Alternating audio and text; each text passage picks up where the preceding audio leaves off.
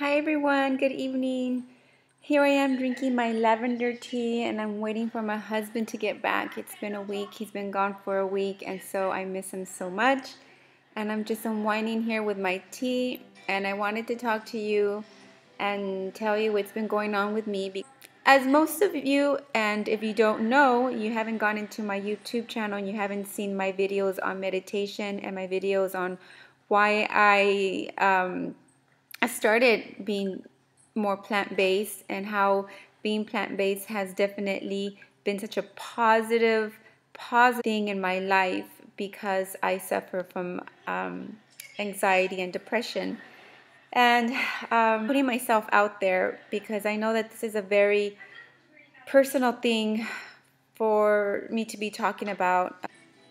But I'm going to be perfectly honest with you, because I know that if there was someone out there that was going through what I would I would want to be looking at their videos all the time and seeing what they suggest and what they did, and just to find out that, you know what, wow, if she did it, if she's making it through, she's living, and she's living an awesome life, and she's doing all these projects, and she has a family, a beautiful family, then I could do it. There's hope for me.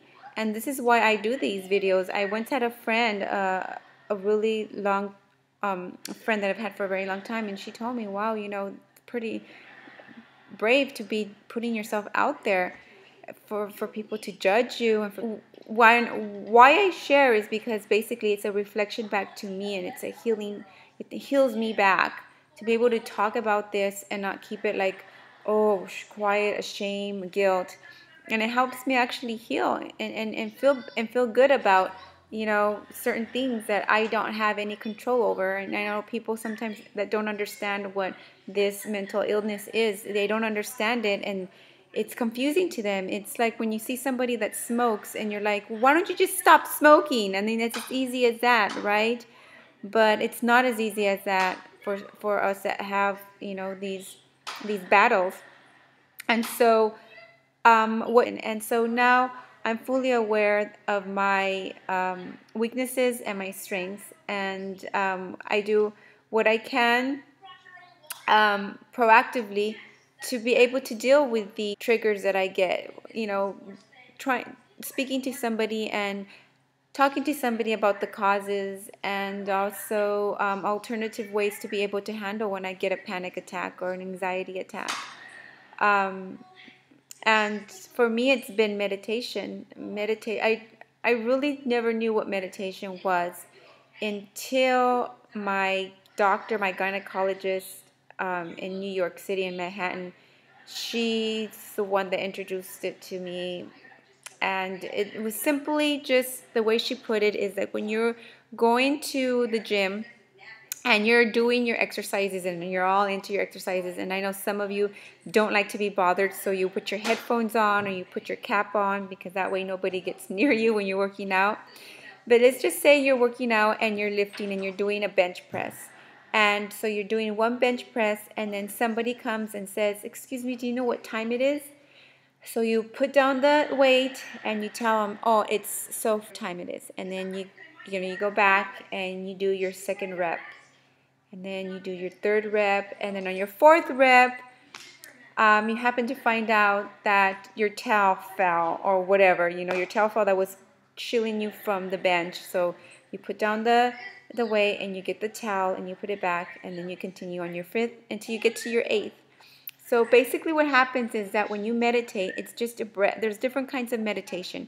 There's a mantra meditation where you say a mantra, you say a statement, and you say it over and over and over again. And if for me, when I say my mantras, they're usually a psalms, or they're a proverb, or it's a quote from something that Jesus said, something that's in your New Testament that is in the Bible. It's usually in red, and that is my mantra. I will say a verse and I will meditate on it, and I would say the mantra over and over in my head. Another way to meditate is to visualize, and I've shared also a video about visualizing meditation, when you literally visualize yourself in front of this power. And for me, it's God, and it's no face, no nothing. It's just this being of energy, of just light. In the Bible, it says that in Revelations that it was, they saw a throne, and the throne there was thunder and lightning, and it was huge, and it was made out of gems and jewels. So that's my meditation, and I know that behind that is the all-powerful God, and that's one visualization that I do.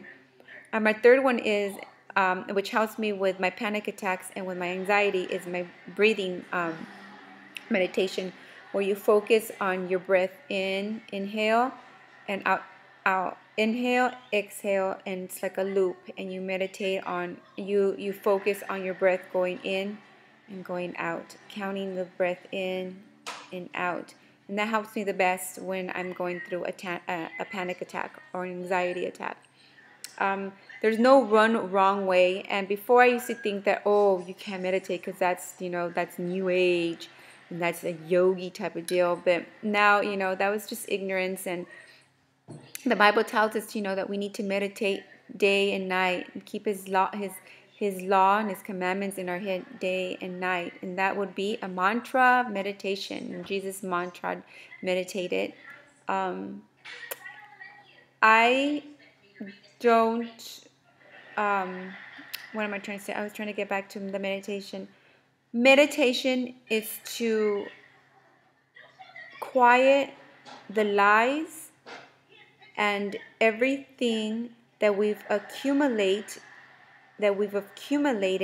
and that we want to accumulate, like thinking about the future, like worry. It puts those things off because you are not thinking. When you're saying your mantra, you're just thinking about the mantra. You're thinking about the words of whatever you're thinking. For example, it could be a simple verse that says, and maybe it might not even be a verse. Maybe it would just be a saying like, the same power that rose Jesus from the tomb is within me. And so you're focusing on those words. You're so focusing on those words that you don't, your mind and your thoughts, you don't have any thoughts. You don't have thoughts. Your mind is not racing because you're so focused on that mantra. And when you're doing your meditation on visualization, all your energy is going onto that picture in your head, the visualization of the throne, of love, of sitting there and talking your problems with a friend. The meditation of breathing, you're so focused on counting your breaths in and out and hearing your breath in and out. You're so focused on feeling what part of your body is moving when you're breathing that you don't think. So for those 4 minutes, whatever time that you have, even 1 minute or 2 minutes, 3 minutes, 4 minutes, whatever that time that you have, and you're focused and you're meditating on that verse, you're meditating on that visualization, you're meditating on your breath, guess what? You're not thinking. You're not thinking. You're not worried. You're not thinking about the past. So, any hurt or any disappointments or anything that the past brings to you, you don't think of it, so it's not there. It's not causing weight on your brain. The present is what you're doing at the moment. That's what matters. And then you're not thinking about what you're going to do in the future or worry. So your mind is at still. It is clean. And is it hard? It's hard because, like I mentioned, when somebody interrupts you every time when you're doing a weightlifting, you have to what? Do you just give up and say, "Oh, screw it! I'm just gonna go ask everybody what do you want to know what time it is, or what are you doing?" No, you go back and you lift. And the same thing when you're doing the meditation and a thought goes into your head. The first thing you do is, okay, you take a deep breath and you exhale, and that's 1 rep. And a thought comes in like, "Oh, I don't have time for this." Okay, you push it out and you focus again on your inhale and exhale. Every time you inhale and you exhale, that's a rep. And every time a thought comes in your head, that's an interruption. But what do? The same thing you do, like if you're being interrupted. And anything that you do in your home, in your work, in your with your kids, that they interrupt, anything, you just go back into doing what you were doing in the first place. And let me tell you, after a couple of minutes of doing that, you feel so much lightheaded, you feel so much more present, so much more aware of what matters. There's times when you feel like everything's changing around you. Things are going fast. You have appointments, you have problems, you have issues, you have anxiety, you have anxiety or panic attacks, and it feels like the whole room is going around you, stress. And so what is constant and what is true and what is present? Your breath. Your breath is always present. It's always the same. You don't have to think about it. You don't have to do any kind of crazy things. You just breathe. The body's gonna do what it has to do to survive. And so when you focus on that breath, it really puts things in perspective. So everything is moving around you like in circles and circles, but the one thing that's constant is your breath. So if you just focus on your breath, then reality will set in you, and you'll feel much more calmer and so much more relaxed. And will it work the first time? No, it's a constant being consistent with it, being consistent and training your mind. And there's times when I try to meditate and oh my gosh, I have so much chatter going on. It's like chatter, chatter, chatter. And there's some times when I'm just like clear-headed. I'm just focused. I'm in the zone. But every day it's something different, and it's a journey that we have here on earth, and it's not going to be simple ever. It's not. For you, you might deal with stress a different way. For me, unfortunately, it's through this anxiety that was triggered from, from having my son a long time ago, and so probably some underlying issues that I haven't dealt with from my childhood. I've had a pretty gnarly childhood, and I don't know if most of you know that, but that would be for another video. But the most important part is that when you're feeling that things are spinning around you and you don't have enough time and you feel like, oh my gosh, I feel like I'm gonna bust, or when you feel emotional or sad, or when you're feeling body pain, when your emotions are literally causing your body to feel a pain, when you feel like your emotions, when you feel like a thought of, that your husband left the toilet seat up, that makes your heart beat really fast. That is an emotion that is translating into a physical sensation, right? When you think of something sad, like maybe a parent passed away, or someone dear is going through some type of hardship, that thought is translating into a physical sensation, which is tears and a heaviness in your heart. That's body.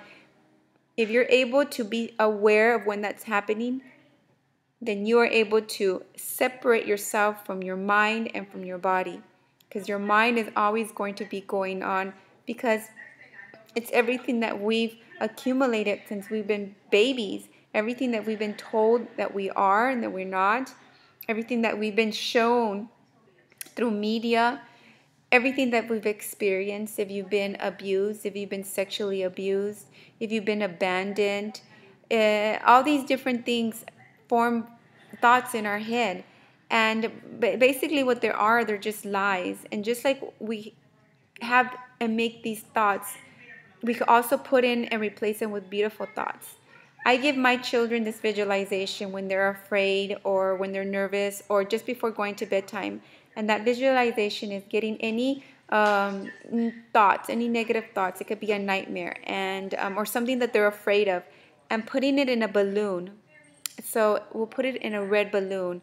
And I tell them, don't touch the red balloon. Let it float through your head. Think all you want about your fear. All the thoughts that you have about your fear, think them, and let that balloon get bigger, bigger, bigger. And I said, and let it flow around your head. And when that balloon is so big that it feels like it's going to pop, now I want you to think about a favorite color, your favorite color. And my daughter's favorite color is pink. So I said, I want you to think about that color that's coming through your toes, and you want it to reach all the way to the top of your head. So once it gets all the way to the top of your head, now it's going to separate into ribbons. So all that beautiful pink color that's on top of your head, now it's becoming ribbons, and it's forming a circle around you. And it's going so big, and it's going around you, and the ribbon could touch you, and it's touching you, and it's soft. And all of a sudden, the ribbon comes close to that balloon, and it wraps itself around that balloon, and it's wrapping it. And I tell her, make sure that think of the brightest pink that you can. Think of the brightest pink that you can, and then when it's so bright and so tight, pop that balloon.